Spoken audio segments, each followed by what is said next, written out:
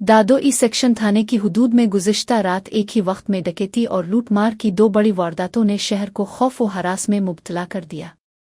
Police के मुताबिक 5 नामालूम निकाब पोश मोटरसाइकिल सवार मुसल्ला अफराद ने गरीबाबाद महल्ला में किरियाना की दुकान पर धावा बोलकर फायरिंग की और दुकानदार जुल्फ़िकार सुमरू को यरगमाल बना कर 15 लाख रुपए नकदी, 5 कीमती मोबाइल फ़ोन और दीगर कीमती सामान लूट कर फरार हो गए।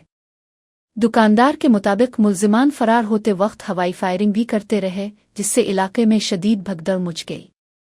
इसी दौरान निकाब पोश मोटरसाइकिल सवार एक और वारदात में शहरी और मेडिकल रैप इनाम हैदर समो से मोटरसाइकिल, मोबाइल फ़ोन और नकदी छीन कर फरार हो गए। इलाका मकीनों ने कहा कि दादो में अमन अमान की सूरत-ए-हाल इंतहाई ख़राब हो चुकी है और रोज़ बरोज़ बढ़ती डकैतियों से ताजिर और आम लोग सख्त परेशान हैं। वारदातों के बाद मुतासिरा दुकानदारों और शहरियों ने हाजी लियाकत सुमरू, जुल्फ़िकार सुमरू और दीगर की क़ियादत में SSP चौक पर धरना देकर पुलिस के खिलाफ शदीद नारेबाजी की। मुजाहिरीन ने IG सिंध और DIG हैदराबाद से फौरी नोटिस लेकर मुल्जिमान की गिरफ्तारी और लूटा हुआ सामान वापस दिलाने का मुतालबा किया।